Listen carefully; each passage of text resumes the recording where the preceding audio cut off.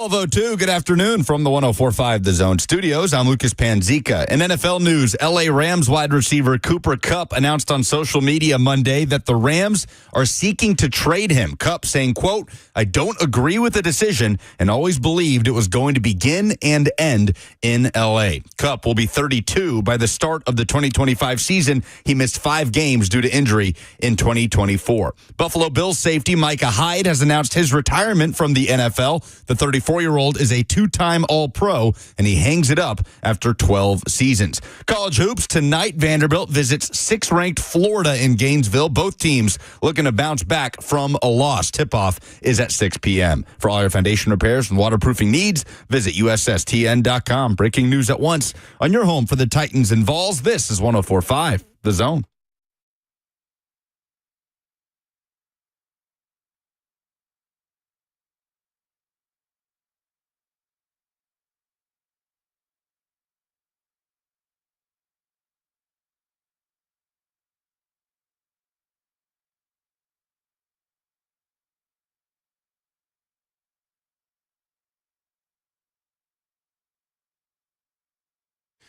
Cover 2 with Blaine Bishop and Zach Lyons here on 104.5 The Zone, powered by All Four Seasons Garage Doors. 615-737-1045 is the number.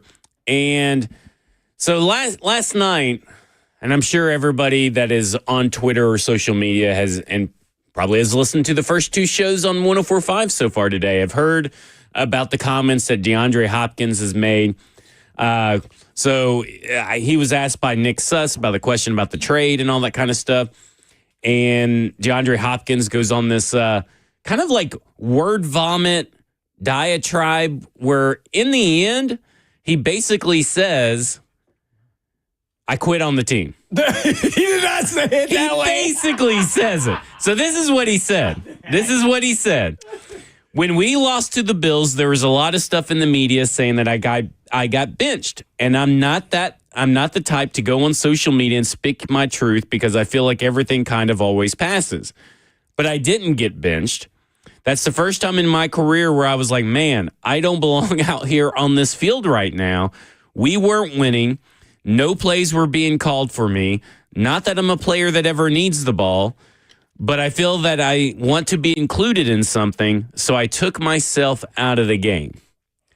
Now, he eventually finds, then he talks about how he, lost, quote unquote, lost the love of football or whatever. Like, give me a break on that drama queen. That's some dramatic bullcrap right there. And then of course, the passion gets reignited because he goes to the Chiefs and he's earning a Super Bowl. And I don't fault anybody wanting to be on the Kansas City Chiefs over the Tennessee Titans. But the way that he just goes about describing how the whole situation went down, because initially everybody kind of thought, well, maybe he got benched because they were going to trade him, and they knew that they were going to trade him. Well, it says right here, he just benched himself. He took himself out of the game. And I'm thinking, man, if I'm a Tennessee Titans player in that locker room that heard that, I think a little bit less of DeAndre Hopkins, right? Or am I reading too much into it? Like, you know what I'm saying? Like, this guy basically just said, well, we're losing and I'm not getting the ball, so I'm taking myself out of the game. And then he goes to Rand Carthon. He even says that he goes to Rand Carthon and wants to trade, and they facilitate it, which is good for them. But, man, I just don't like how this all was said. Yeah. And that's where we are in society. Nobody likes the truth. And he gave you the truth, and we didn't like it. So I could say this. I don't understand the part about, basically it could be surmised that he quit on the team. But here's the whole picture of the view of how I see it. He had been injured. He was really never got into the flow of the offense early on. And I think when he says he took himself out, I think it's an indictment on they weren't calling plays for me. Even though now I am healthy, I think this is what he's trying to say. And so I want them to see how it is with operating without me, because obviously they don't want me here. And I said this from the beginning when they signed Ridley, because now he had to be 1B. And sometimes superstar players like him can't embrace being the number 2. And if I'm going to be number 2, then where are you calling plays for me? guess what? The organization is going to make sure when they sign somebody Ridley to that kind of money, they're going to make sure he gets his touches. That's right. As you saw, as people kept asking in media, where it's up. Well, and really, the ball was going more towards DeAndre Hopkins in some of these games. Well, I don't think so. No, I don't recall that. But they ended up in interceptions, right? Well, yeah, because he had a relationship with the quarterback, so he was trying to force feed him. So then, remember, I said there's certain pieces to the puzzle when your wide receivers are in a room, they have to fit together. And I think he felt like this isn't a good fit. It's probably best I go and tell them because this is not working. We're now, 5-6 games in, and I'm really not getting any targets. I thought it would be better, than last year, even with an addition of Ridley, but it wasn't going to be the case for the money. So I think that's really what it was. Now, I definitely wouldn't admit it that I took myself out of the game. It was almost like he wanted to be known that he didn't get benched. Like, nobody cares if you got benched. Maybe he's saying that for free agency purposes. Now, a lot of people say, okay, well, he's with the Chiefs. He hasn't got a lot of targets either, let alone playing time. And I would say, well, there are some restrictions in there in his contract that they have to meet to pay him more if he does play. Well, but those restrictions are gone in the playoffs. And they still didn't play. Well, guess what? Andy Reid's going to go with the hot hand who guys he trusts and have been playing. I saw him spot play in the red zone the last game. It wasn't very much. I almost forgot he was on the team. Well, that's the thing is I kind of look at this and say, because a lot of people talked about, the trade value. Well, it kind of, I don't know. I think the Tennessee Titans got good trade value for they get a fifth round pick now, because of they didn't want to play him. And I think it's, I think based on the film, I think it's because I think DeAndre Hopkins is a little bit slower than what everybody initially kind of thought. Because right now, I think that what you're seeing is age is coming up with him. You remember how Julio Jones, he came here to Tennessee and he looked a little bit slower, and he's he relies more on his athleticism than DeAndre Hopkins do. Two totally different types of receivers and stylistic of their approach to the game. But then, Julio Jones, left Tennessee, and then he ended up at Tampa Bay with Tom Brady and all that stuff. But you kind of forgot that he was there in Tampa Bay with Tom Brady. And that kind of felt like what's going on with DeAndre Hopkins right now. And again, I don't blame him for wanting to ring chase. I just think that, again, it kind of comes down to the messaging he's sending. And at the end of the day, this offense, without him, still had NWI and got more production out of NWI as a 2 than they did with DeAndre Hopkins as a 1B. And at that time, we didn't know that. Yeah, we didn't know that. But what I'm saying is that to me, to blame the, and I'm not saying that you're blaming the scheme, but the way that he talks about it. I didn't say nothing about scheme. Yeah, but he seems to be blaming the scheme or the play calling, I guess you would say is a better word. Yeah. He said that he wasn't getting any plays called for him at all. And when that happens and you're used to being the guy that they're calling plays, and maybe he wasn't asking for like he was the number one, but he was saying man, I feel like I'm not getting any plays called for me. And so it's time, if I'm going to sit here in this role, listen now, if I'm going to sit in this role, then I might as well be on a team that's a contending team. Right. And I don't blame him for saying that. But then that then can make you think that he's quitting. Because he did quit. I mean, there is no way around it. He quit. Pulling yourself out of game is quitting. Well, I would say in this instance, it would be referred to. That's why the NFL is so much different than college. This was a business transaction he did. Y'all don't want to play. Y'all don't want to call plays for me. Then guess what? I'm going to go stand next to you and then let y'all just play with the guys. That is essentially quitting. Well, I mean, you're quitting for maybe a good reason. You could quit a job for a good reason, but you are leaving some members of your team high and dry and out in the lurch to go get. And again, I'm not saying that that's necessarily a bad decision, but it is quitting. At its very base form. Also, you got to remember, though, he's looking at it from the business point of view. If he's out there, then they're saying that he's washed because he's not getting any targets. So in his mind, he's saying, if I stand on the sideline, they can't say that I'm washed up because this is the road that we're going down because it's not going to get any better. You have shown at the beginning of the season, you know what road and what coaches are thinking about you and their personnel. You actually know. I just think he's having a hard time being the 2, at least with the Titans. He may not be having that issue with the Chiefs. Well, no, winning cures everything, right? Like, I mean, at the end of the day. Super Bowl ring. So I think that's really the main issue, not actually that he quit. The issue is him fighting with himself that he is not the dude anymore. and then you are a 2. Now, with that I think that's right. Him taking himself out and really rationalize and looking at it saying, dang, I am not the guy anymore because they are not calling plays for me. So I am missing the boat and I'm losing out. I've lost a step or I've lost, whatever they think I have. And maybe it's best that I'm not here. And hey, however you go about it, you can like it or not like it or call it quitting or not. It was, let's say this. I would have never done that, but I definitely would have went and had a meeting with the GM, and then they traded him pretty immediately, 2 or 3 days later. So I think your part. I think your part's spot on about not being able to reconcile with where he's at in his career, because I guess it's the same over at the Chiefs. Essentially, when you boil down to it, I mean, he's really a non-factor for this team, possibly even less over the last few months. He's never played the amount of snaps necessary to be considered a wide receiver 2 in that offense. As soon as they got Juju Smith-Schuster back and Hollywood Brown back, I mean, then you see his play really dip down. I mean, you see other players going down. But it's probably an easier pill to swallow when you're on a winning team. And again, I don't blame him for that. I think that's the right move for him as a career. I'm okay with getting to a certain point in your career and trying to chase the ring, especially when you're a receiver like DeAndre Hopkins, who has been on multiple teams, multiple quarterbacks, gone through the ringer throughout your career, never reaching the Super Bowl, or even really, I don't even think he's ever been on a team that's ever sniffed the Super Bowl, to be honest with you. Because, I mean, even the Texans, when he was on the Texans, they got ousted from the first round. So I don't blame him for going and asking for a trade. You get what I'm saying? I got you. And there is no form or fashion. I'm not going to defend D-Hop on quitting. But what was the difference between when him and Quentin Richardson went out the game and tapped on his helmet?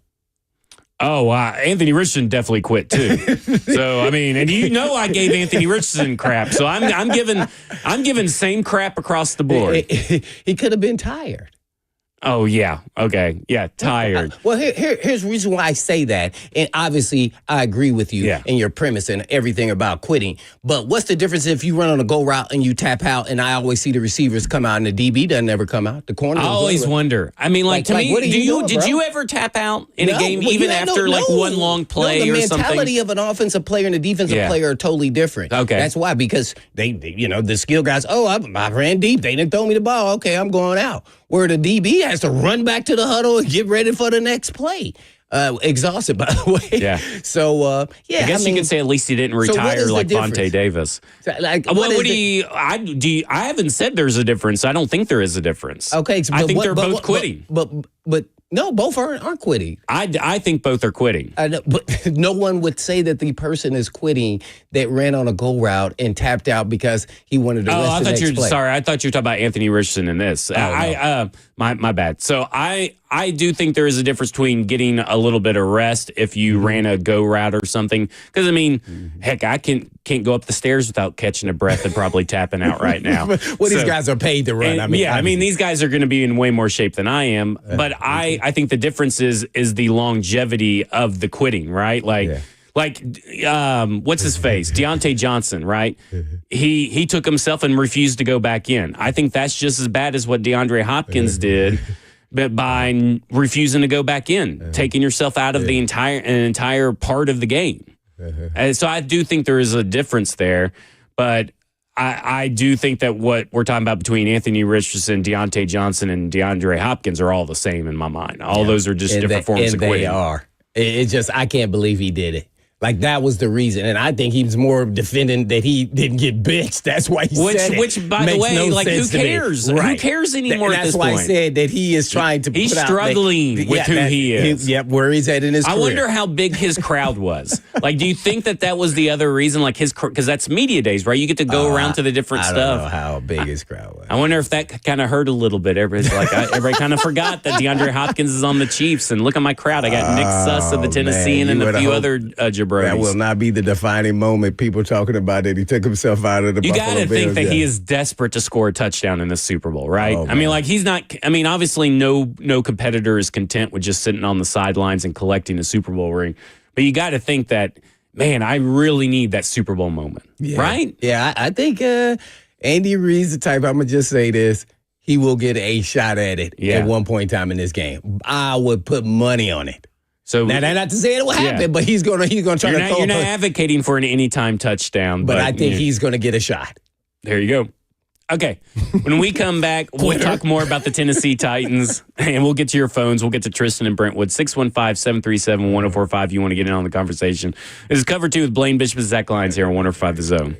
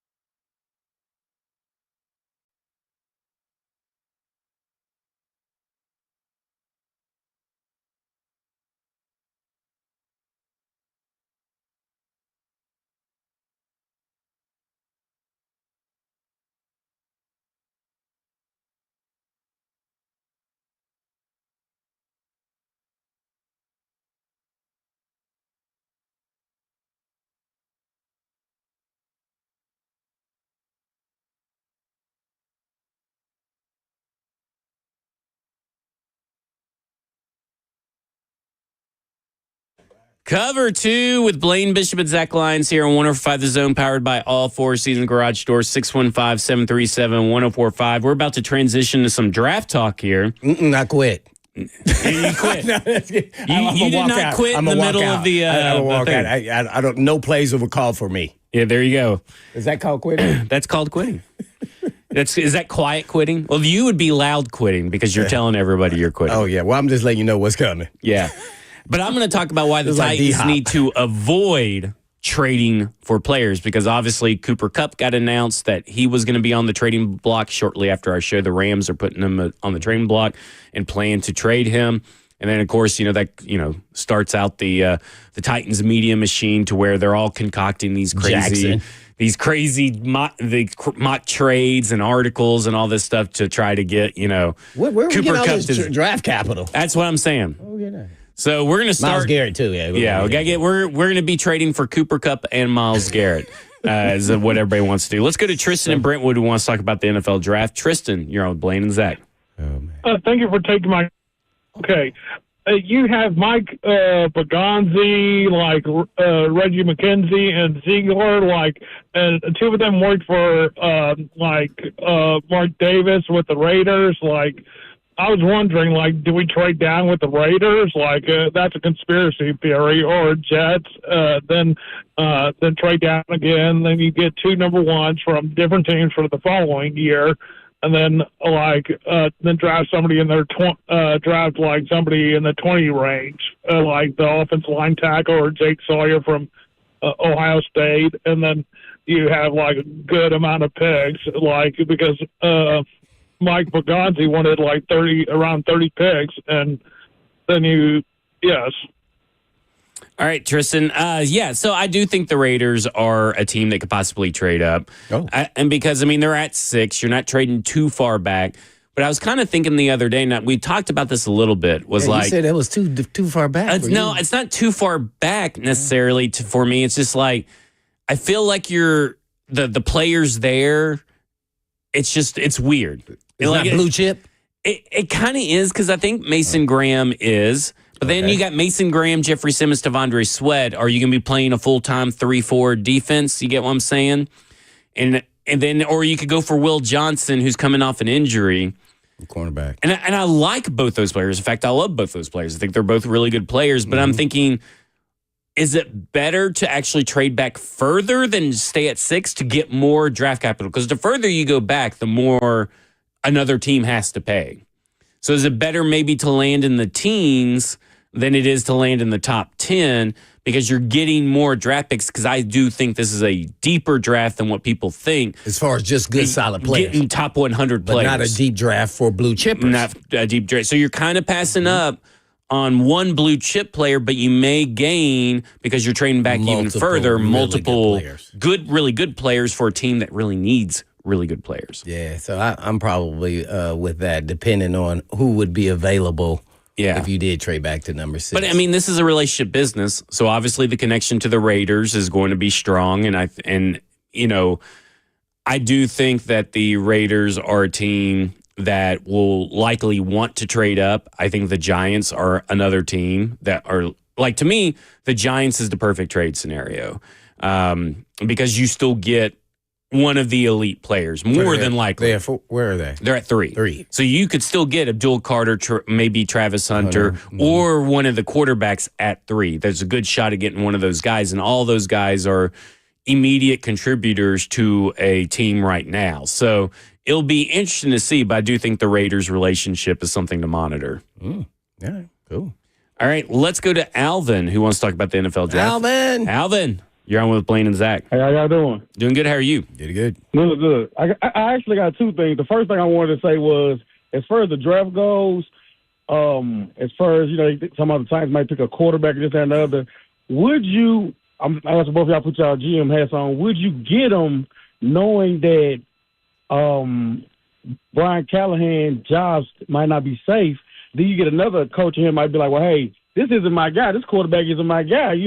Why bring quarterback in? Why don't you just do a safe pick like a Travis Hunter, Abdul Carter? With that pick, I don't really trust it because,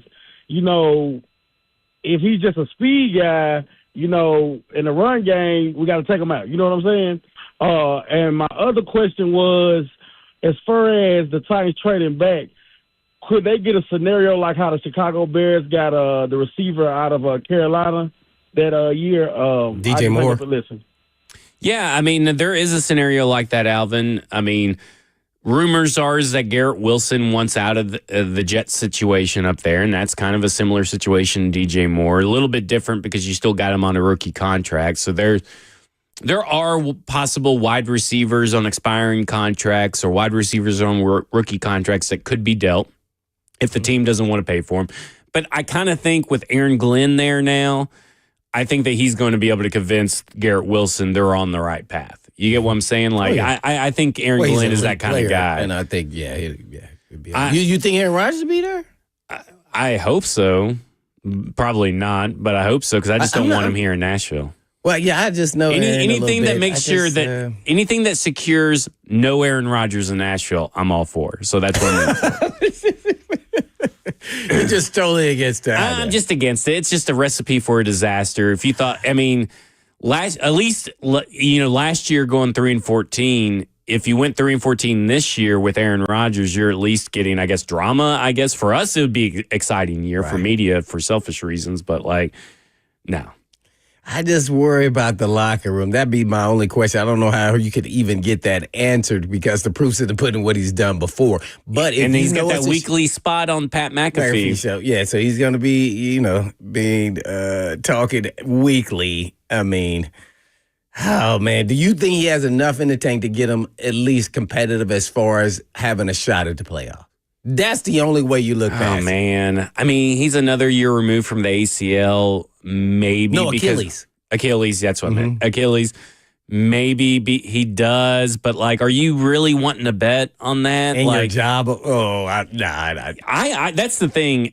And listen, he's not making the decisions technically, right? I mean, we know who's making the decisions, but nobody knows more about what Aaron Rodgers is than a guy that was just on staff there a couple of years ago, right? And Chad Brinker. Then they drafted a quarterback. You think he knows who Chad Brinker is? Well, maybe Aaron Rodgers doesn't know who Chad Brinker is. I'm sure that Chad Brinker knows who Aaron Rodgers is. You get what I'm saying? Yeah, I definitely do. I don't know if I would hang my hat if I'm their Brinker man on Aaron Rodgers. I wouldn't. I mean, but okay, look at the business side. What do you think Amy thinks about? Well, that's what I'm getting at now. If you don't draft a quarterback and you sign someone like Aaron Rodgers, who's a name, regardless, and then now he's in uniform, and now the stadium, at least at the beginning of the season, is going to have some traction. It will be. Let me ask you a question. Fans in the stands, because there's a business side also to this that you could see in the stadium that things had changed, and there was a lot of people. I'm going to say something.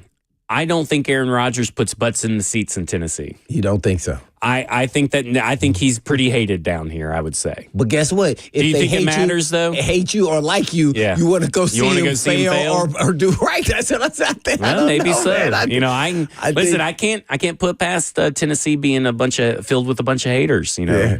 So that would be interesting to see. But naturally, we'll be talked about on national news a lot more. That would help. Be careful what you wish for, fans. They've been wanting it, right? They've been wanting to be talked about and be recognized, and now you're going to get it with Aaron Rodgers, and it's probably not going to be in a good way. Oh, man. That would be a tough one there. How do you convince ownership and everybody in agreement that Aaron Rodgers is a good stopgap guy? Okay, let's say you open up. Let me say something. You open up your phone, Blaine. We're not on the radio yet. You open up your phone, you're at home, you wake up and you see the Tennessee Titans at the start of free agency did something with Aaron Rodgers. Because I guess they have to trade for Aaron Rodgers at this point. Right. Unless he's cut. So they trade for Aaron Rodgers. Aren't you just looking at it and go, what the hell are these guys doing? Well, if they trade for him, then I would be definitely a little upset giving up a trade, collateral for him. I would hopefully when he gets cut or something else, then I would not trade for him. No. Yeah. I can't do that. I would be a little disappointed.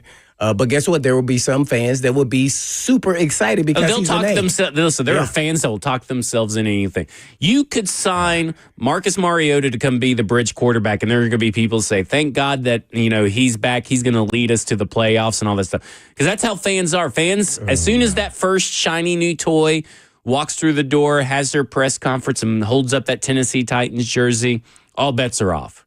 It's like they totally forget everything that comes around with it. Oh, man. That one there, I wouldn't want to put my name there, Aaron Rodgers. If I'm upstairs, that's a tough one there, man. Because he can get me canned really quick for because that. listen, I mean, we talk about it all the time. It's all about who has the loudest voice in the ear of ownership. And nobody has proven over time and time again that they can kind of get what they want and flex those muscles. Because, the next thing that's going to happen if you were to bring Aaron Rodgers here, well, you're going to have to bring in Alan Lazard. Maybe Randall Cobb comes out of retirement. You may have to trade again for Devontae Adams to try to get him back down here. Like, there's going to be all these things, all these dominoes that fall when you bring a guy in like Aaron Rodgers. Not just you're bringing him and his baggage, but you're bringing his buddies with him. You're bringing all of his friends with him, too. Yeah. Well, that would be distinguished right off the bat. Aaron, that didn't work last year, and we're not doing that here. So, and then he's going to be like, okay, I'm not coming in. Well, because that's why I said it has to be a free agent deal, because I think he'll be in a little more desperate situation in that if he wants to play, I'm talking about in the NFL at all, I don't think it's going to be a lot of takers. Now, he's 2 years removed, so he may now be fully healthy and can look somewhat like Aaron Rodgers, glimpses. That's what you see out of veteran players when they have that kind of talent. You'll start seeing glimpses of it, but you won't see it on a consistent basis because they don't have that kind of, cachet when they're older players. So he'll be 41. So I would say I would be opening to listen, but I would have to be really sure that Aaron Rodgers is going to play good cop. And I just don't know if I can trust that he's going to hold up to that end of the bargain. I don't think he will. I think it's innate in him. That's who he is. That's just who he is. He's not good cop. He's bad cop. Ooh. Or he's unhinged cop. What was his numbers? His numbers weren't even as bad as I thought they were. I thought he threw like 36 touchdowns or something crazy. I don't remember what it was. But I was like, well, dang. As bad as the Jets were, this doesn't look horrible. Yeah, he threw for 3,897 yards, almost 28 4,000. touchdowns, and 11 interceptions. Nobody's ever thrown for 4,000, have they, for the Titans? No. And guess what? He got 3,800. That trend would continue here when you got Aaron Rodgers. He threw for 3,800. Garrett Wilson and Devontae Adams Who and was Alan unhappy, Lazard. by the way, because he wasn't getting the ball. Right. He should have took himself out of the game and demanded a trade to the Chiefs. So 3,800, and how many touchdowns and interceptions? 28 touchdowns, 11 interceptions. I mean, it's not Aaron Rodgers numbers, but it's like that's a good, solid quarterback. It's Matt Hasselbeck numbers. Remember when Matt Hasselbeck played for the Titans? What about it's not Tannehill numbers? No, I don't think. Well, I mean, maybe kind of. But I mean, prime Tannehill. This ain't prime Tannehill. Prime Tannehill. No. 2022 Tannehill, 2021 Tannehill. Yeah, maybe. Let's go to Dan in Lewisburg. Let's talk the draft. Dan, you're on with Blaine and Zach.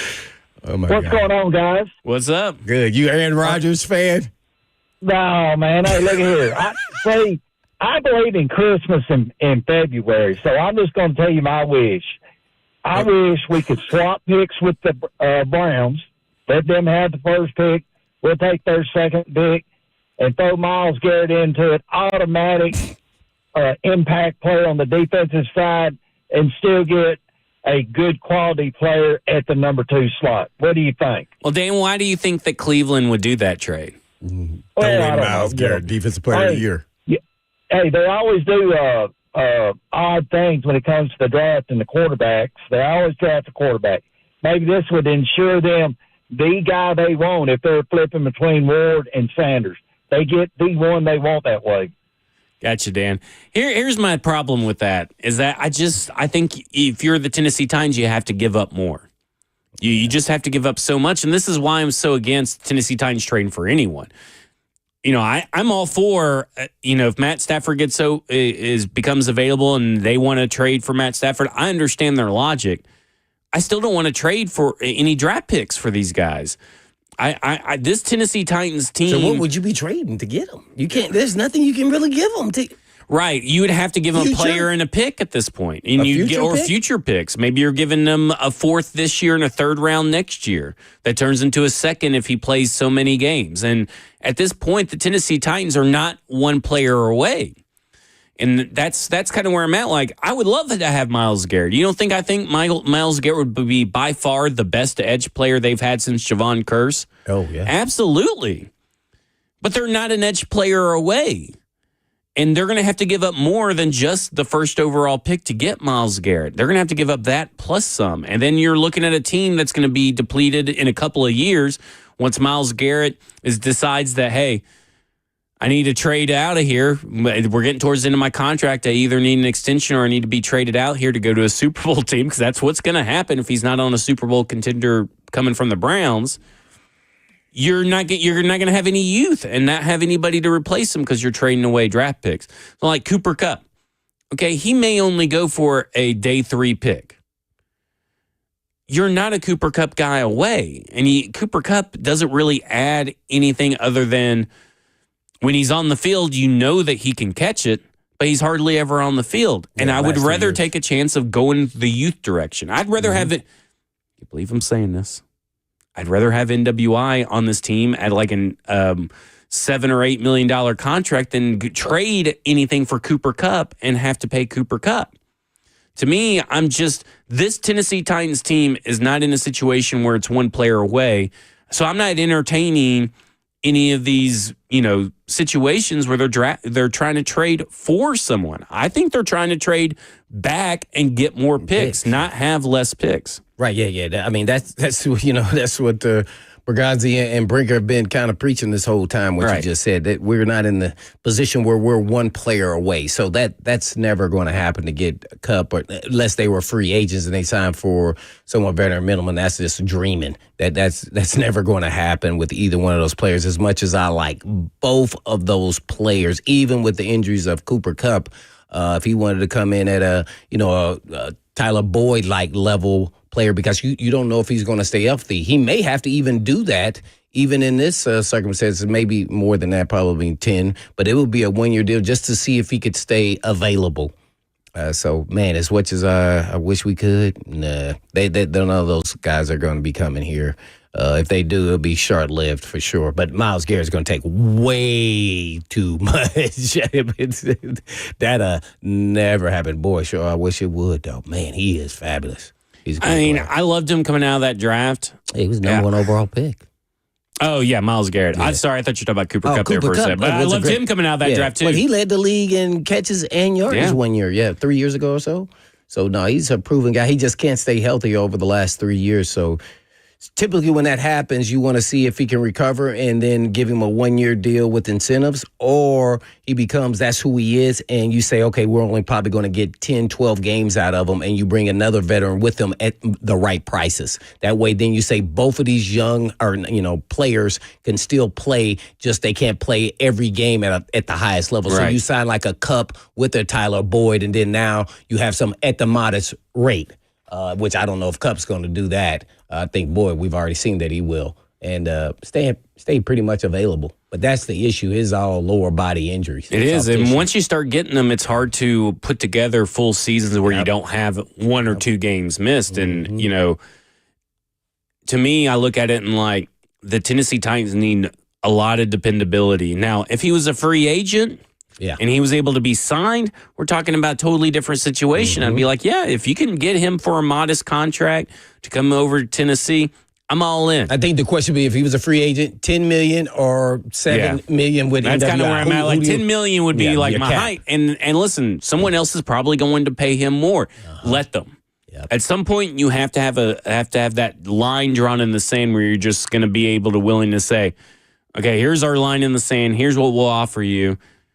If you go sign somewhere else, you just have to let them. Watch like a team like the Eagles or the Chiefs trade for Myles Garrett. What like the rich get richer? I think it's the Commanders. I know the percentages say Commanders, but it just the rich get richer. They're just doing it in a different way. That's Andy Reid. That's Philadelphia organization. They try to hit you with like, okay, you think we're all offense now? Oh no, we're gonna actually add some stuff on defense now. Yeah. That's what they try to do when they sign Javon Curse. So the injuries happen. When we come back, we'll go to Rob Thomas. No, not the Matchbox 20 singer, but there is a Rob and there is a Thomas on the phone line. So we'll go to Rob Thomas after that. This is Cover 2 with Blaine Bishop and Zach Lyons here on 105 The Zone. Ding.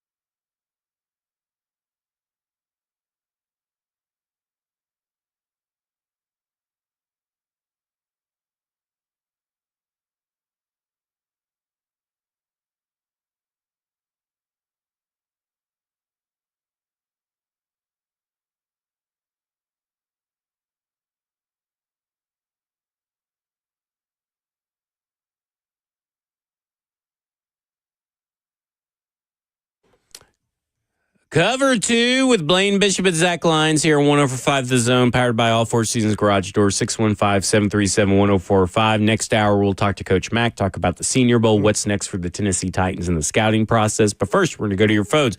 We're going to go to Rob, who wants to talk about the NFL draft. Rob, you're on with Blaine and Zach. Hey, guys. Thanks for taking my call. I hope y'all are having a good day today. Great. It's kind of crazy. Like, we talk about an impact player that would come in and help us. I mean, we know Myles Garrett has played 8 years with Cleveland. He definitely wants to go to, like, a contender and not probably come to a team that would be mediocre like Tennessee. And I'm trying to think, like, who do y'all think would be a player that would be such an impact pick out of the draft? It just seems like a process of, we're still 2-3 years away from being a contender. We're going to have to build. And I'll get off the phone. Thanks, guys. Thanks, Rob. I think quarterback is obviously provides you a big impact one way or the other because that's your biggest spot of need.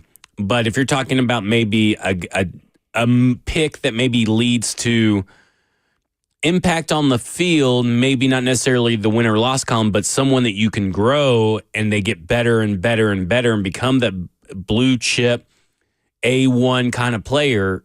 To me, it's Abdul Carter and Travis Hunter. Like, that's just where I go. I could be talked to into maybe Mason Graham being that guy as well. And there are players like Ashton Genty that are out there, or Tyler Warren, the tight end out of Penn State, that could make an impact. But talking about premium positions, you're talking about edge rusher, wide receiver, corner, quarterback. I look at Travis Hunter and Abdul Carter having, that instant year one impact for their defense or offense, wherever you decide to play Travis Hunter, obviously. Yeah, hard to disagree with that. Only reason I would lean into Abdul Carter a little bit more because Travis Hunter will be dependent on the actual quarterback. Mm-hmm. But a pass rusher can impact a game if he's that guy, if he's that blue chip guy immediately, because then they would have to start then adjusting schemes and everything else to help out the rest of the team. If not, then he'll dominate games. So yeah, I'm right there with you. Those positions matter. Also, you're not dependent on another player. Yeah, because you're right. Abdul Carter really is, at the edge. He's going to be a factor in the run game. He's a factor in the pass game. So every offensive play, he is a defensive player that is going to make the impact in some form or fashion, whether that's making tackles in the run game or at the line of scrimmage or rushing the passer and putting pressure on, which is something Tennessee does like. Downs, except for the quarterback, as you meant. Right. Yeah, so, I mean, yeah. And really, the quarterback depends on 11 or 10 other people, right, to do their job. The quarterback depends on... There's very few quarterbacks in the league that don't depend on the 10 other guys on the field. They don't depend on there's very few quarterbacks like Lamar Jackson. Even he can only take this team so far, right?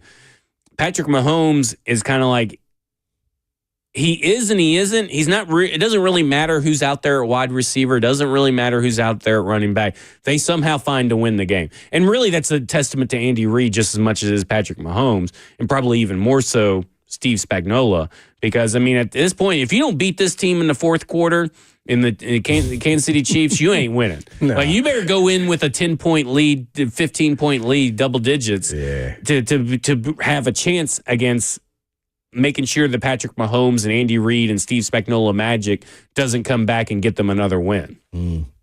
Yeah, and I think they look for different traits. That is the Chiefs, talking about Andy Reid, in that he needs a speed guy, and we have the guy from Texas, possession guy, probably Juju, and then a guy that's in between, jitterbuggy guy. Yeah. And see, that's how his whole formula, even when I was there with the Eagles, the same thing. That's just no big names, James Thrash, Todd Pinkston, Freddie Mitchell, Antonio Freeman. Nothing tells you anything about elite or Hall of Fame players right there. But as a unit, they play really well. They get it done with Noah Gray. Right. Noah Gray, the other tight end. Justin Watson is another guy that has shown up routinely. Chad Lewis, you ever heard of him? Yeah, right. See, I know Chad Lewis because I'm a bald guy, but like nobody's going to really remember Chad Lewis in the Madden games. I mean, like, you know what I'm saying? So that's... I think that's kind of his formula. He beat you with characteristics that he wants different formulas to how to beat people, especially on the offensive side. He wants to have his options open, right? Like if he knows that if we have to get up into 12 personnel and run the ball with Isaiah Pacheco against this team, I have that option. But more than likely, he's going to be running Kareem Hunt and Samaje Perine and going to them to gain extra yards out of the backfield when they need 9 or 10 yards in the passing game, but need to have that threat that they're going to run. That's the good thing. I know Bill Belichick has the rings, and I know this is kind of like the Tom Brady, Patrick Mahomes comparison, but I find what Andy Reid has done continually over the years, always evolving, never remaining stagnant, to be one of the best coaches in the NFL. And I kind of like him a little bit more than Bill Belichick. Call me crazy, but that's just kind of where I'm at. You know I'm there. That's why if he gets this one, I think there's an argument to say he's the best. Yeah. And I want it to be that way. Yep. Because I think Belichick won it with Tom Brady. I know he's won it with Mahomes, but the way Andy has gone about it, I think, is put his name up there. It's not just Mahomes. It's about Andy Reid as well. Right. It's totally different. Where you could see where Tom Brady left. I said when the marriage when they divorced, I said everybody was going to see that Tom Brady was the key cog to the Patriots' success. Because I know people who play with them and they go, hey, man. And he really doesn't seem like he has has shown any signs that he's actually going to slow down. Yeah. I mean, I know that coaches can change their mind, and he could be right at them. Last night, he said, hey, we're coming. I'll be back for sure coaching the Kansas City Chiefs next year. I know. Sure. Maybe he is. But sometimes when that confetti's falling down and the game's over, you're kind of like, I got number three in a row. Record. You know what I'm saying? Like, I got that little record. I wouldn't be like, surprised. Man, I think I got it pretty good. Let me leave. Dang. Man. But wow, leave when you're with the greatest quarterback. Yeah. It just, man. I mean, that's the other thing is like maybe he just rolls until Patrick Mahomes decides he wants to hang it up. They just ride this wave until someone proves they could beat them a couple of years in a row. If they win this, I'm fatigue of the Chiefs is over for me. I'm done with them. Yeah, you want something new. After you want them to break history, but then after that, okay, you break in history. Now we're done. I don't need you to go for number 4. Buffalo or Baltimore, or hopefully the Titans at some point. Maybe somebody here in 2 or 3 years. But man, come on, man, that's enough. When we come back, we'll talk to Thomas and Phillip, and then we also got Coach Matt coming up later on in the show. This is Cover 2 with Blaine Bishop and Zach Lyons here on 105 The Zone.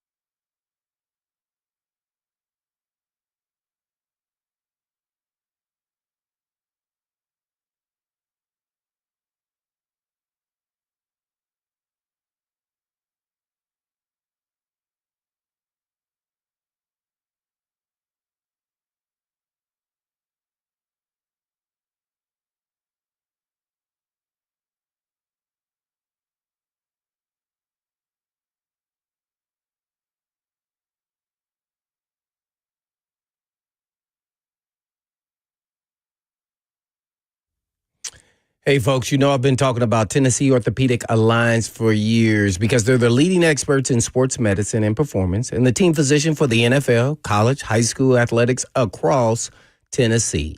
And TOA provides sports medicine coverage to more high school and college sports teams than any orthopedic group in the state of Tennessee. They have 29 locations throughout the state and over 100 physicians throughout Middle and East Tennessee to take care of all your musculoskeletal needs. And TOA has 11 urgent care locations with walk-in availability 7 days a week. They offer direct access to sports medicine and performance, physical therapy and nutrition, personalized rehabilitation plans to enhance mobility, reduce pain, and improve overall physical function for patients recovering from injuries or surgeries. And TOA also offers sports performance training, a specialized program designed to enhance athletic performance and provide tailored training solutions for athletes at all levels. And all you have to do is just go check them out at TOA.com. Yes, that's TOA.com.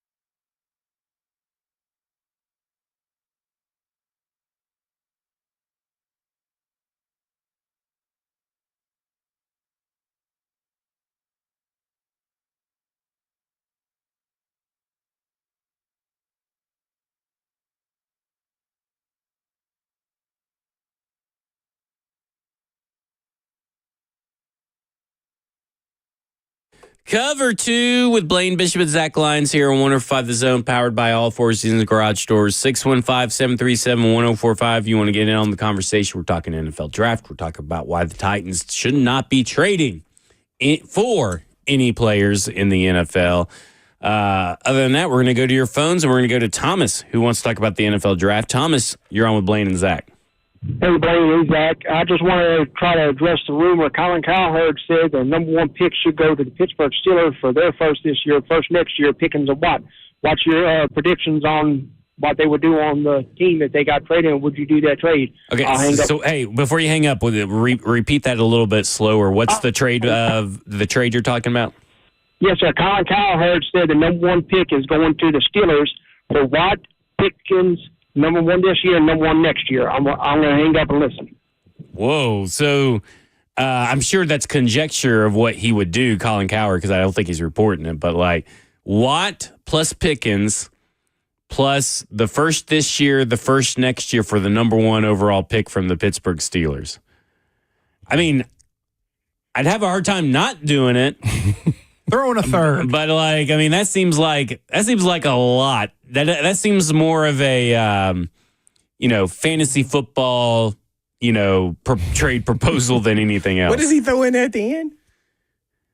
As in a future first, if I'm not mistaken. So you get the Steelers this year's first, their future first, George Pickens and T.J. Watt for the number 1 overall pick. And we get their first pick this year? And we get their pick this year, which too. Which is what? They made the playoffs. So 21. 21. Ooh. Man, you got to deal with Pickens and his diva-ishness. Yeah. I don't know if I really want to deal with that. T.J. Watt's an elite player.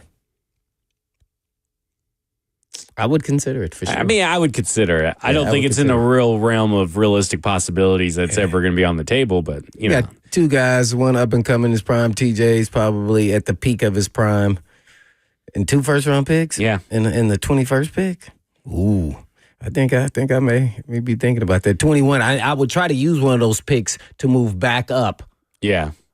In the first round, maybe even to get a blue chipper, maybe. There you go. All right, let's go to Philip, who wants to talk the NFL draft. Philip, you're on with Blaine and Zach. So, yeah, thanks, guys. I definitely want to talk the NFL draft, but my dream scenario total would be to get Justin Fields as like your bridge quarterback, or if he works out, great. If he doesn't, great. Then trade the first overall pick to the Giants, get their 3rd overall pick, their 3rd this year, I think a 5th, and then a 1st next year is how the Jimmy Johnson trade thing works. With the 3rd pick, I take Abdul Carter because I'd rather have him on a rookie deal than I would Myles Garrett at 25 or 30 million, whatever he makes. And then you have 2 first-round picks next year. So maybe one of them's good enough. Maybe the Giants stink and, you get a really high draft pick out of it. But if not, you have 2 firsts that you could trade up if you thought there was a quarterback in next year's draft that was worth having, right? So it's a lot of moving parts there, but I think that would be awesome. Yeah, I think, Philip, you're kind of onto something. I think that, if you do trade back, people think, well, you're trading back, and who's going to be your quarterback? Well, you obviously trading back would already have your quarterback in place, whether it's Justin Fields, Sam Darnold, doesn't matter. Or Will Levis. Or Will Levis. But you would have the ammo next year. You would never do that. Yeah, Will Levis, sure. You will have 2 first-round picks in next year's draft to be able to trade up and get your guys. So it's not the end of the world to really trade back. Mm-hmm. You're not out of the quarterback race next year. Even if you were to make it to the playoffs in some miracle weird run that you have where Will Levis suddenly decides to be a competent quarterback, you could still trade up and get a quarterback if you want one, right? Like, I mean, there's nothing wrong with being able to trade up next year when you have 2 first-round picks. Mm-hmm. And then you would also gain 2 additional picks in this year's draft, a 3rd and a 5th. I love this idea. See, that's why I'm team trade back. Because I'm trading up with one of those first-round picks next year, and now I have 2 picks, and I'll do everything I could to get Arch Manning. Well, that would be 2 years. He's not coming out next year. I'm going to demand that he comes out. I'm going to call his agent right now and say, we will take him first overall. There is no question. There you Tell go. him to come out. Yeah. I'm with you. Hey, listen, I'd be with you. But see, that's my thing. Is like that's why I'm getting a Manning in this stadium. Maybe we just trade for the future rights to Marshall Manning, Peyton's son, that you was throwing at the. I saw him throwing Manning look pretty good already. Yeah. I'm like, hey man, it's in the genes. I don't have that kind of time to be wasting, but I got to get the next one. But that's why I'm always team trade. I always end up becoming team trade back by the end of the season. But I think that's why I'm more so now team trade back, because I know that if you get a future first, just trade up next year when the quarterbacks are theoretically they're supposed to be better. Mm-hmm. We don't know if they actually turn out to be better or not, but they're supposed to be a better class and a better group of prospects next year. So, like, I'm kind of on board with having 2 firsts next year, and maybe you're so bad you don't even need to use both firsts, and you're in a C.J. Stroud, Will Anderson situation. Oh, I don't know, man. Or you could be in this situation. What happened to your favorite guy? I know you like he's coming out, right? Yeah, he's coming out. Nobody's talking about him. Yeah. Was he the number 1 recruit in the country? Something like that. I mean, apparently UT, if you have UT as your abbreviation, you love to overhype players. So, Quinn Ewers gets overhyped, James Pierce gets overhyped, and nobody's talking about them now. It's a UT thing. Oh, but you agree with this, Jackson? No, I disagree. Trying to turn off my mic. See, I got a producer mutiny going on behind James Pierce was a little overhyped coming into the season. A little overhyped? As the number 1 overall pick was probably a little crazy. Probably. A little crazy. Probably a little crazy. I think now you're underselling. It's go Vols all Yeah, there you go. Let's go to Tim, who wants to talk the NFL draft. Tim, you're on with Blaine and Zach. Hey, Blaine and Zach, how you guys doing? Doing good. How are you? Yeah. Doing all right. So I say keep what you have at the Titans, right? Right. Then they pick up Jackson Dart. It can be a boom or a bust, but just let them sit behind whoever they get, be it Sam Darnold, Aaron Rodgers, whomever it may be. And just let them sit and work that way, and then get your quarterback later if he's a bust. Okay, so what round are you drafting Jackson Dart in? Was he a projected third? Well, they don't have a third, but you could, as long as you're not saying a 2nd round pick, I think I can get on board with you. No, go like a 3rd or a 4th round. All right, you're speaking my language, Tim. I like it. Yeah, I mean, I'm with Tim on these kinds of scenarios where if you're going to take a quarterback, maybe if you are so desperate as a Tennessee Titans fan that you think this team has to draft a quarterback, draft one on day 3 and trade back and get picks. And if he stinks in he's a day 3 pick, and if he stinks, then guess what? Just trade up again, quarterback in the next year. I'm team trade back. Why is there history there that says like a guy going 3rd or 4th round is not good? No, I'm just saying if he is, I mean, you kind of know once they're inside the building, you should be able to know. Besides Brock Purdy, how many 6th round? And Tom Brady is the only ones I know in the last round that would take. Can you name any other type here after them? No. Where was Nick? I think even Nick Foles was drafted at least like 5th round or 4th round. He might have been 6th round. Because that's what I was trying to learn yesterday. Like the 3rd round. He was a 3rd round pick. So like 3rd round pick, you got him. Russell Wilson was in the middle of the rounds. Dak Prescott was in the middle of the rounds. So you got guys that can be something. So you have a little bit of history there. Yeah. The 3rd round, some guys done well. Kirk Cousins was 4th round, I think. So, yeah, maybe. Yeah, and listen, I'm just saying, Jackson Dart, Kyle McCord, Will Howard, if they somehow to be there in the 4th round, I would not be opposed. No doubt. The Tennessee Titans maybe even taking a chance 3rd round if they have a 3rd round pick, if they end up getting one. Maybe they get one when they're trading back. Because that, to me, is if you're truly rooting for long-term success, I think the best way to do that is to trade back. Because I don't know, and listen, you can say this about every draft and every year about the quarterback situations, but I tend not to want to dip my toe in the water of a quarterback class that no one is excited about. Besides, like a few people in Titans media are excited about. Like nobody's excited about this quarterback class. Truly, listen to what everybody is telling you about this quarterback class. No one's really that excited about it. So, like, I'd rather try to get a quarterback. Drafting one when you need one just seems like such bad business and seems like such a recipe for disaster. So that's kind of where I'm at. Like, I'm just like, I think I'm just team trade back. So with that being said, then that means what if all things go wrong in free agency? You may have to live again You with may Will have Levis. to. And please don't put that evil on me. Don't make me do that. Please attack aggressively the quarterback position in free agency somehow. I'm just saying, we just can't throw him out like trash. I mean, he's still a good, solid backup at this point in time. He'll show you glimpses of like, whoa, and then he'll show you glimpses of like, what the heck are you doing? Yeah. What are you thinking? Oh, my bad, you weren't thinking. Yeah, there you go. When we come back, we'll talk to Coach Mack about his Senior Bowl experience. This is Cover 2 with Blaine Bishop and Zach Lyons here on 105 The Zone.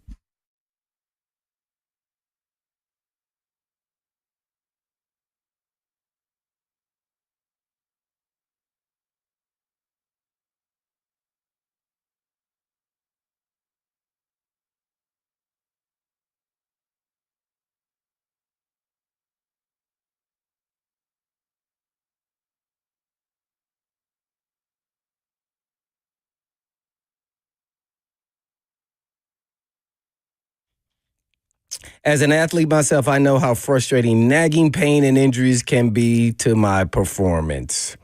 So if you have a nagging pain or injury that's been keeping you from fully enjoying your favorite sports or activities like golf, tennis, or whatever it is, now is the time to finally take care of it.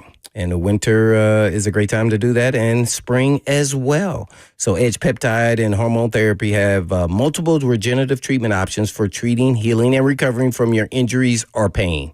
And Edge has everything from PRP treatments to stem cell therapy. Edge focuses on your body's natural ability to heal, and the ultimate goal is always to avoid surgeries if possible. So reduce joint pain and inflammation, promote tissue repair, and even improve mobility and function, just like I did for my crazy beat-up shoulder. The new year should be about healing, and Edge is here to make that happen. So call Edge for a comprehensive consultant to create the perfect treatment plan for you at some of the most aggressive pricings you'll find in the area. And all you have to do is just go online to schedule an appointment at edgepeptide.com. Yes, that's edgepeptide.com. If not, just give them a call at 615-724-1878. That's 724-1878.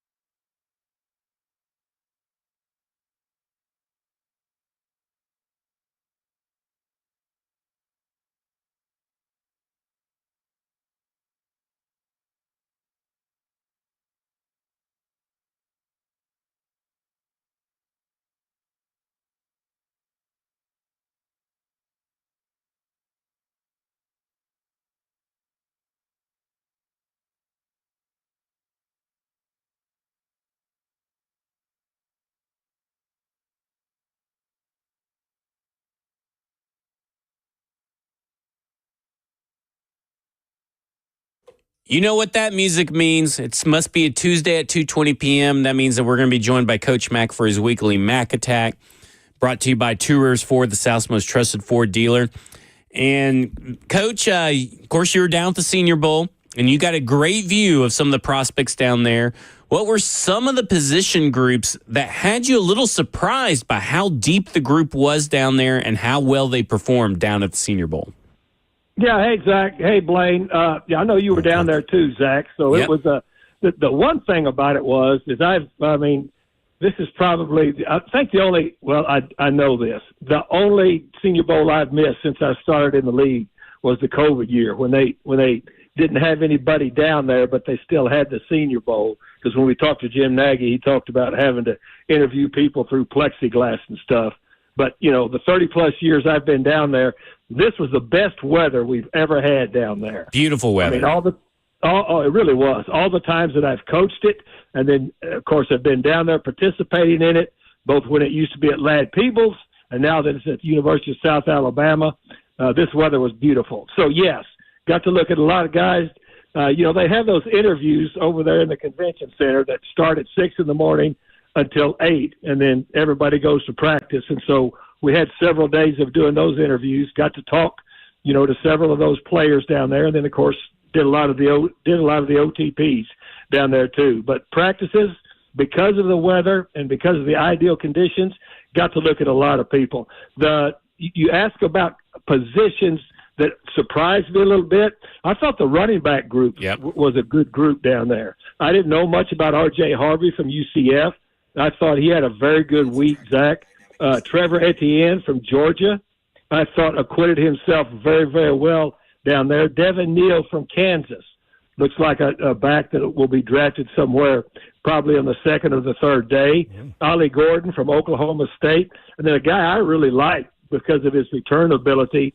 And then plus, when he gets the ball in his hand, he was pretty dynamic, was that Brashard Smith from SMU. So the running back group was kind of fun to watch. I'm with you. I kept finding myself being drawn to the running backs, even though I don't think the Tennessee Titans are really desperate for a running back. And another kid, you named just about everybody you can name, but like Jarquez Hunter out of Auburn, that dude was just sending people to their graves, it felt like. Anytime they tried to tackle him, they just got this rigor mortis to them and they fell to the ground. He could not be brought down on that first tackle, but you're right. The running backs were exactly the group I had in mind when, coming up with this question. Yeah, the other thing too, Zach, about running backs down there, because there's during practice, even with pads on, for the running backs, there's no taking them to the ground. So it's all thump. So what you really have to watch, is the first 2 or 3 steps, how quick they can adjust to what they see as daylight, and how quick they adjust in the hole. Also, the thing that is important to watch for running backs down there, just because of the way it's constructed, is when they have the throwing drills and they're throwing to the running backs. Now the running backs and the linebackers, the one-on-one, that's kind of a skewed drill because clearly you've got 53 1/3 yards to operate in, which is unrealistic. But the fact that you have to really watch and see those guys and the consistency of those running backs, I agree with you. It was kind of fun to watch them.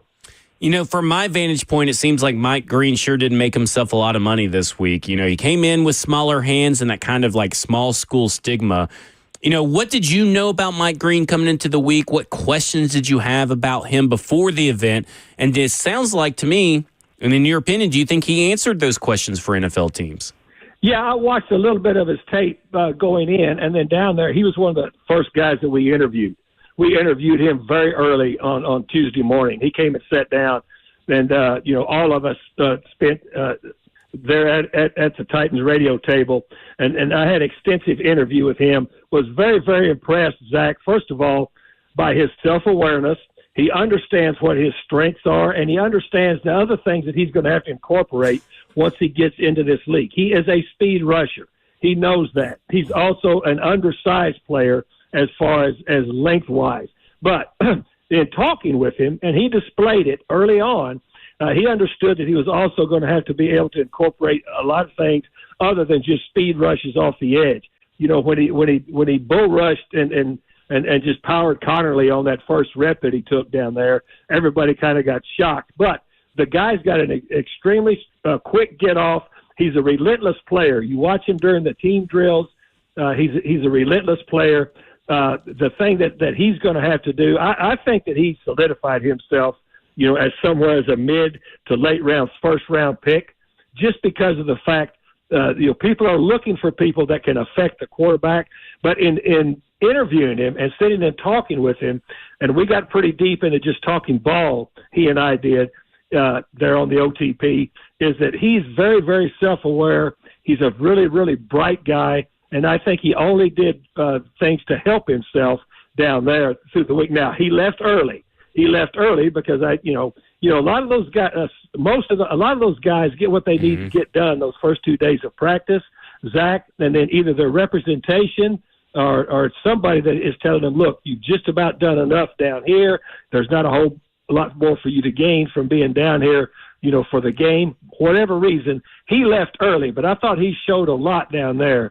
And then just personally sitting and visiting with him, he's a guy that you would want on your team. For sure. We're talking to Coach Mack about his Senior Bowl experience here on Cover 2, and he's brought to you by Two Rivers Ford, South's most trusted Ford dealer.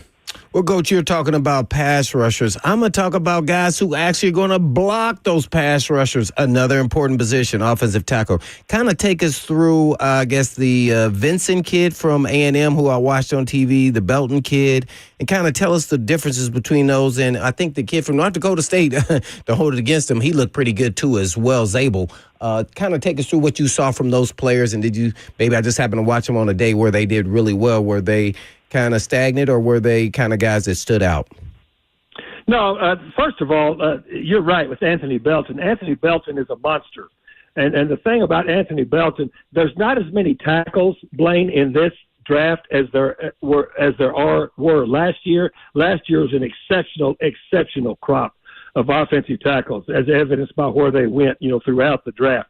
But Anthony Belton is a big man that can move his feet. So Anthony Belton from North Carolina State, I thought, acquitted himself very well. Now, he's going to have some things that he's going to have to be able to work on, clearly with the speed rushers that he's going to face in this league. But I liked him.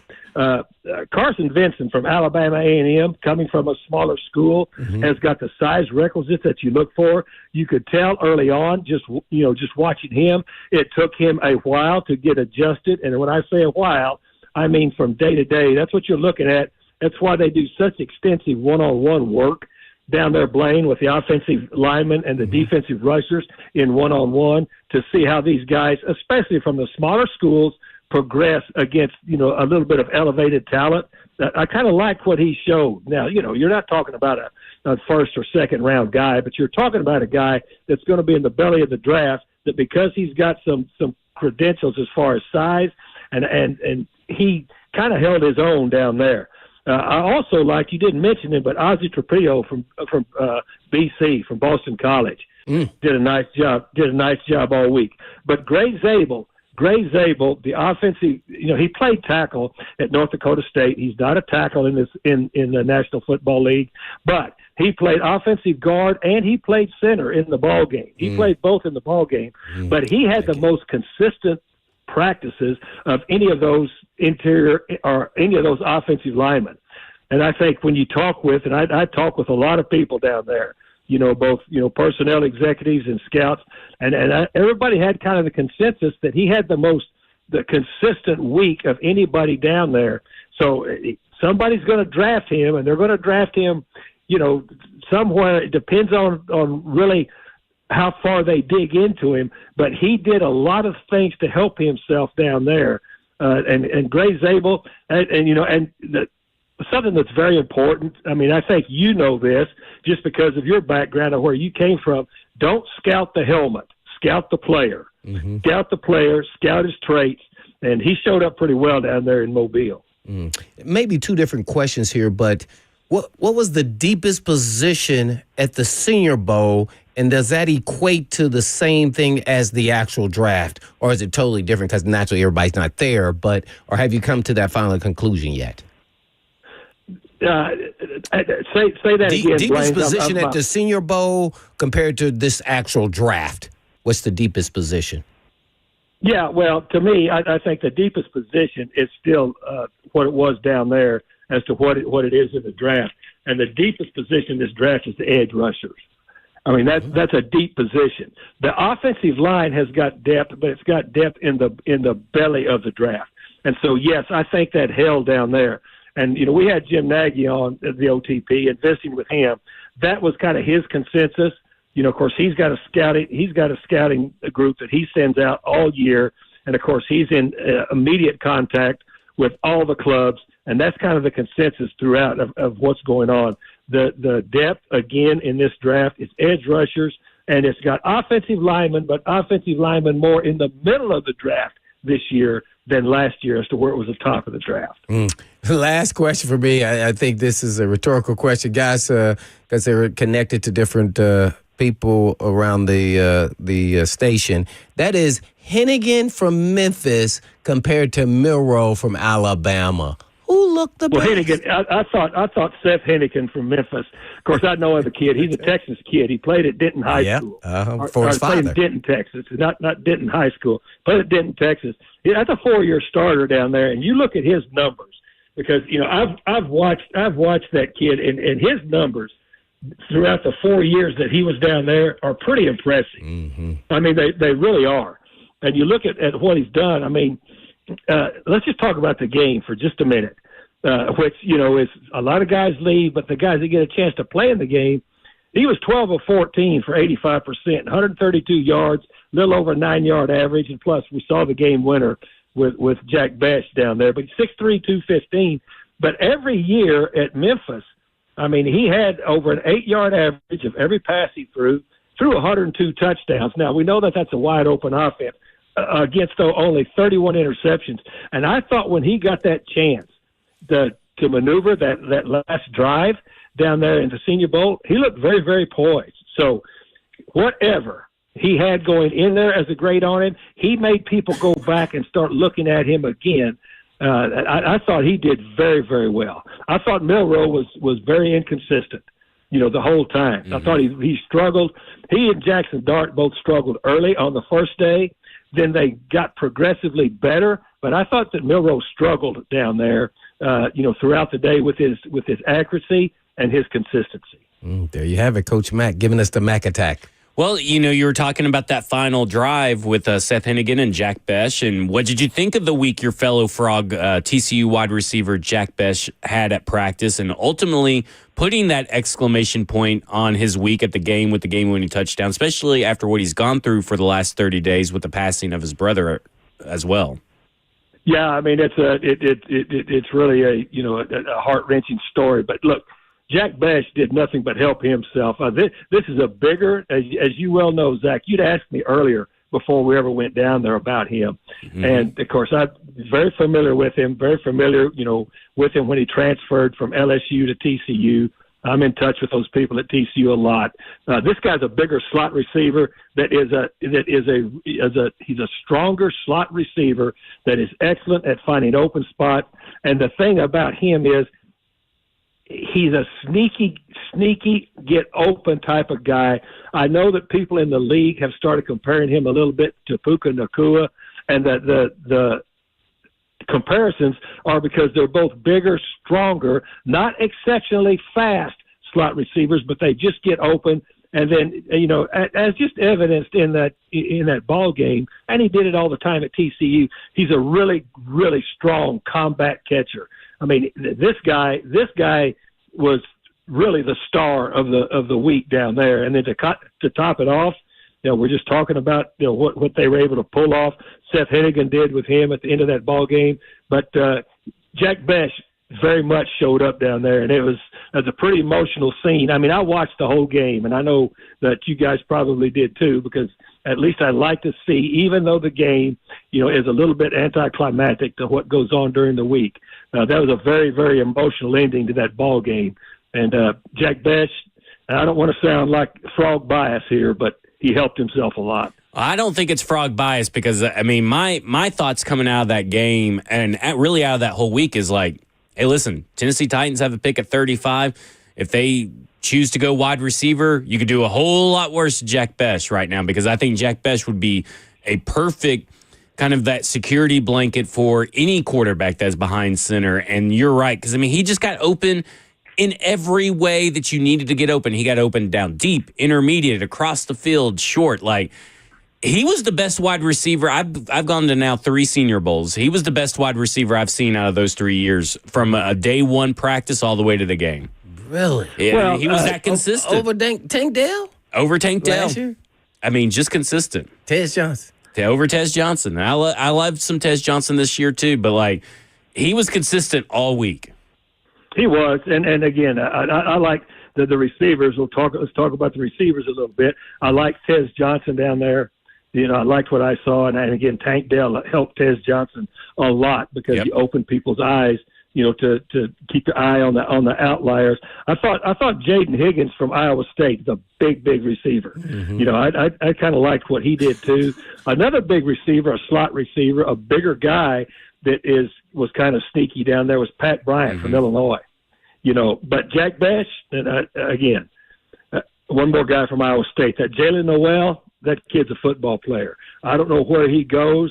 But Jalen Noel from Iowa State and both Jalen Royals from Utah State, those guys are pretty decent football players. And again, you've got 7 rounds in the draft. So I think that what Nagy did was find some guys that will be drafted throughout those 3 days. But Jack Besh, again, you know I'm frog biased, but he earned it down there. Yeah, Jalen Noel was like the sideline king. I mean, every catch that he made was a toe tap on the sideline. It was insane.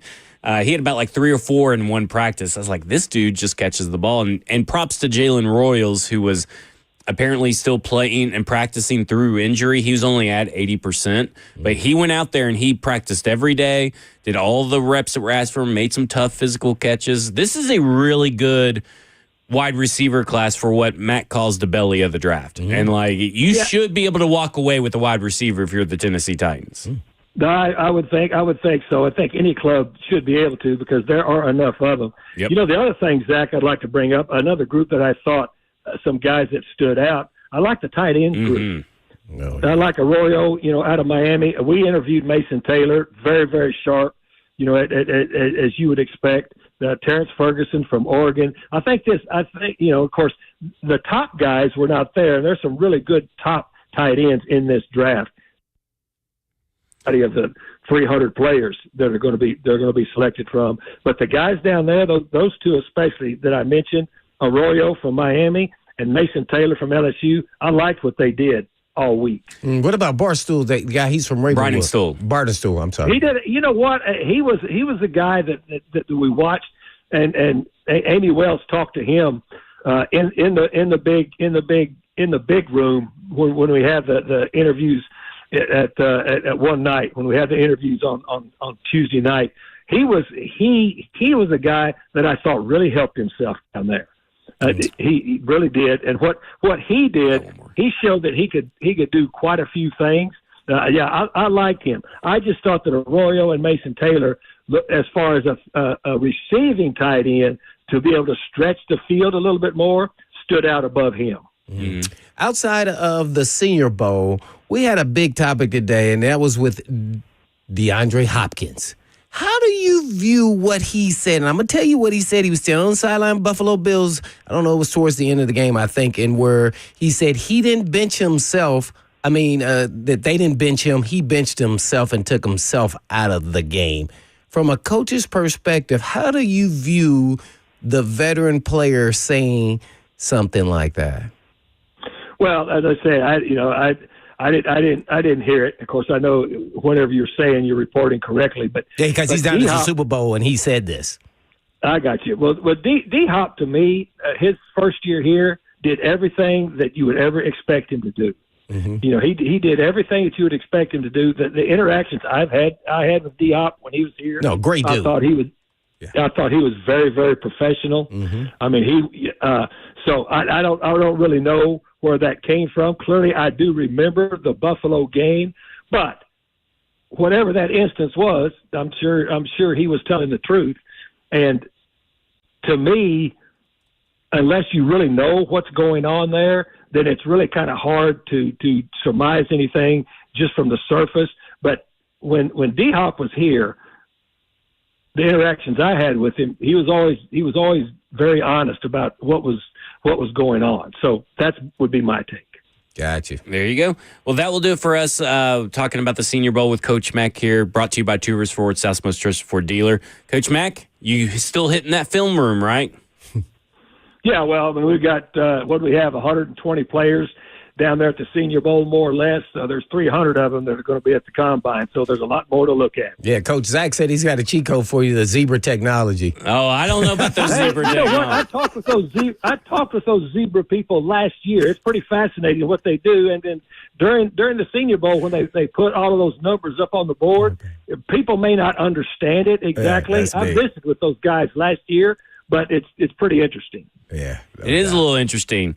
Blaine likes to make fun of me because I'm a nerd. No. He's a jock. Oh, no, I love the nerd stuff, but it becomes the reality and decision making. That's absolutely true. But don't let Blaine fool you.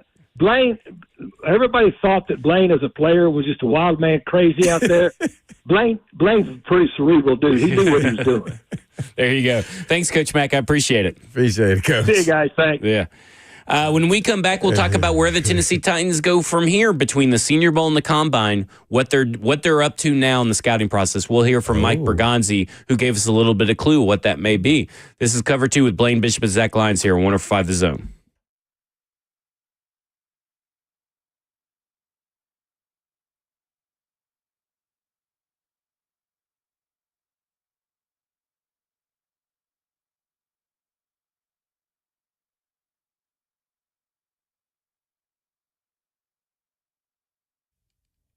Did you know Eurofix has a very different business philosophy? They staff all their locations with more staff than the average auto repair shop, just so they can be ready when you have an emergency that pops up out of nowhere.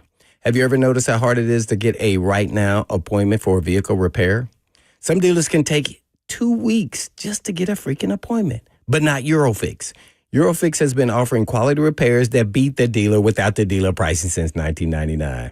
Plus a 3-year nationwide warranty and the staff to fix your car right now. So if you're tired of waiting forever to get your car into the shop, then call Eurofix. Owner Aaron Stokes says we will never be too busy for our customers. We're here to take their pain away, and we're talking about right now. And Eurofix repairs all European cars, and Eurofix says yes to speedy repair when others can't or won't. Family owned for 26 years. And all you have to do is just give them a call at 844-EUROFIX. That's right, 844-EUROFIX, or you can just visit them online at myEurofix.com. That's myEurofix.com. But always tell them Blaze at you.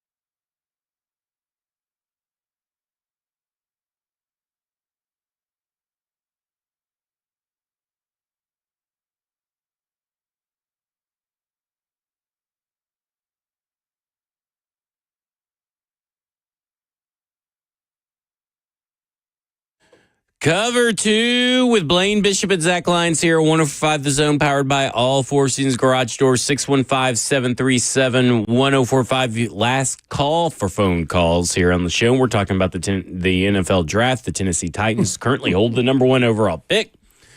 And so in all this talk, the Senior Bowl is done. It's over with. Ooh. We kind of can put a pin in it. The Combine is at the end of February, so it's coming up in a few weeks. So it goes by quick. These next few weeks goes by quick. And in the meantime, the Tennessee Titans are having to go into their next phase of the scouting process. And I talked to Mike Bergonzi about that and about how hard it is to get this new scout or this existing scouting staff used to the new scouting processes. And he talked a lot about what he did in Kansas City, what he went through in Kansas City, his own experience. But that should it kind of gives you insight into what they're doing between the Senior Bowl and the Combine. So, Jackson, do you have the clip ready? Okay, we're good. Okay, so this is Mike Bergonzi talking about the scouting process and the transitioning from the old system to the new system. So I've been through it because when I came from New England, I came in with Scott Pillers, so it was the Patriots scouting philosophy. So I did that for 4 years. So I knew there was a transition there, and it's really just the grading scale is different, but it's a process. So the best way that we did it in 2013 when John Dorsey came there was we're going to have these college meetings. Yeah. And that's the first time we're going to set the board. And that's a great way for these guys to learn the process and the new grading scale. So we plan to implement it during those meetings. Okay, so they're going to be doing their college meetings. So basically how he's kind of described it since he's been here, and he kind of did it a couple times in that interview as well, is that essentially this is the time where they come in, the scouts present their players that they're responsible for. This is the first time as a group, everybody is there that is supposed to be there to start working on building the board, to start placing these prospects, figuring out their profiles, figuring out who they are. Because if they don't figure out who they are, they're going to ask that guy to go find more information. So they're getting into that. So he described it as they're working 7 days a week, 12 hours days from now to the Combine. So they are all ball all day right now in that building, and they're getting through and starting to put their board together, because really when you get to the Combine, from everything that I've heard talked about the Combine, very few changes tend to happen to your big board because of the Combine.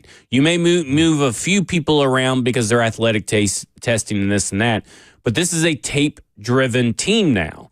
We don't really know much about the process prior, but I would assume most teams are tape-driven. I don't think that's a novel idea or approach to football. But at this point in time, they're going to be dwindling, from thousands of prospects to roughly probably 300 to 500 prospects by the time the Combine rolls around. So that is the next steps for this Tennessee Titans team. Which is a tedious, you got to love what you do type process. And that's how they weed out the guys that maybe are not a good fit and maybe more so undrafted guys or maybe off their board for whatever reason. So, yeah, this is, where they do all the work now. It's from here on out to the Combine. And then in the Combine, there are sometimes changes. That's why when you see a guy run a fast 4, they go, well, dang, we didn't see this. Let's go back and watch tape of him again, maybe point of maybe 4 games to see if we missed something because we didn't see that. Maybe when then that maybe elevate his grade or low his grade if you go and, run like a 4 or 5 like I did. And at the same time, you're doing all this. This is the part of general managing, so I don't know how much Mike Bergonzi is going to be spending on the other side. You have a free agent board to build. Yeah. Because and maybe they wait till first. It's typically done first because from you're making no decision. Yeah. So probably right now they're probably having to do both at the same time simultaneously, or maybe Brinker and Ziegler are busy doing free agency, and then Bergonzi pops in, gives his 2 cents, talks about this. But at the same time, you're doing all this stuff because you have pro scouts. Well, I think that's great that you do it that way, in that you get to realize what's available in free agency, and then how do you then approach your draft, and what is the strength of the draft in position groups. And versus the strength of what's in free agency. So then hence where you determine how you make your decisions. Because the way that Coach Mack described it in our segment earlier is is correct. I do think edge rush is pretty deep. Yeah. Oh. So then you're thinking, well, is edge rush deep in free agency? And do we really want to build? When can we get impactful week one edge rushers in the draft? And then he talked about the depth at offensive tackle. It's true. The depth at offensive tackle is going to be in those third, fourth, fifth rounds, and you're going to be able to find one. So where does your scouting process take you when you're also building the big board? So it's a very comprehensive process in that you have a limited amount of picks. You have a very good amount, healthy amount of cap space, but you have a very limited amount of picks. And we know that they're going to be a little bit more selective when it comes to free agency. Doesn't mean they're not going to be cheap. They're going to be thrifty. They're going to be selective. And that is an important distinction that he made, is that, like, we're not going to be cheap. They may still be in the top 10 spending in free agency.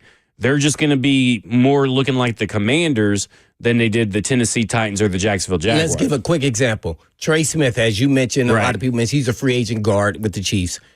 If he becomes available, what will determine if you take a guard or a tackle in free agency, and then maybe then you hence think can get the other in the draft? Right. So, like, to me, I would look at it as guard is probably easier to find in free agency than tackle. So you're more than likely going to fill the interior of your offensive line in free agency than in tackle, because you can kind of hide a guard. An average guard can be hidden. You can't hide an average tackle. Right. That tackle's alone on an island, it feels like a lot. Spotlight's on him. Edge rushers are good on both sides. So to me, I think you have to find your right tackle in the draft currently. I mean, you may be able to get away with if you can find a Ronnie Brown or Ronnie Stanley or Dwayne Brown, but those guys are really old guys. You know what I'm saying? So, like, this is, again, why you need to trade back, because you need to be taking advantage of where the depth lies, and the depth lies in the belly of the draft. Last question. Okay. Would you play top of the market for Trey Smith? I personally would. And I don't know if you have to. You may not have to. We'll have to see how the guard market goes, but how many teams really need a guard out there? Guard. Yeah, there you go. So that'd be something to be interesting to see, but I'm all in on some Trey Smith. You know, you ain't gonna see me cry about spending money on Trey Smith, that's for sure. Quality player. No Quality player. And you get to pander to the UT fans on top of that. That'll do it for us. 3HL's up next.